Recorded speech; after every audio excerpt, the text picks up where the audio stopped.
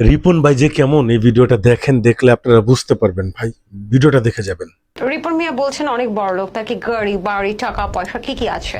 তার গাড়ি বাড়ি যাই থাকুক, তার ব্যাপারে একটা ইন্টারেস্টিং ঘটনা বলি। সে হচ্ছে আমার ম্যানেজার আয়মান তাকে ঢাকা আসার জন্য কল দিছিল যে এই জঙ্গলি শুটের জন্য।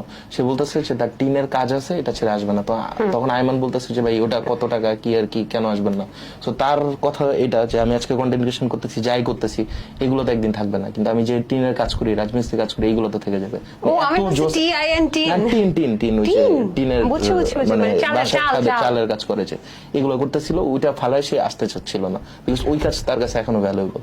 সে এখনো ভাবে যে সে আগে তার রুটকে ভুলে যায় না, সে ভাবতো যে আগে এটা করতাম, এখন এটা করবো। মানে আমি কোনো বাড়াই বলতেছি, অ্যাকচুয়াল র স্টোরি। উনি এত এক নাইস একটা মানুষ। Very nice. কিন্তু ওনা কি গাড়ি টাড়ি কিনছে নাকি? গাড়ি টাড়ি কিনছে কিনা এটা আমি শিওর জানি না, বাট ওনার মানে উনি আলহামদুলিল্লাহ অনেকের থেকে বেশি কামায়। মানে ওনার অনেক ক্রিয়েটার অনেকে ভাবে যে উনি অনেক অসহায় টসহায় মানুষ, কোনো অসহায় না ভাই, উনি অনেক বড় ক্রিয়েটার এফোর্ড করতে পারবো এই পরিমাণ টাকা আছে। আচ্ছা, রিপন মিয়া কি বিবাহিত? এটা তো আমি জানি না, জিজ্ঞেস করার নেই।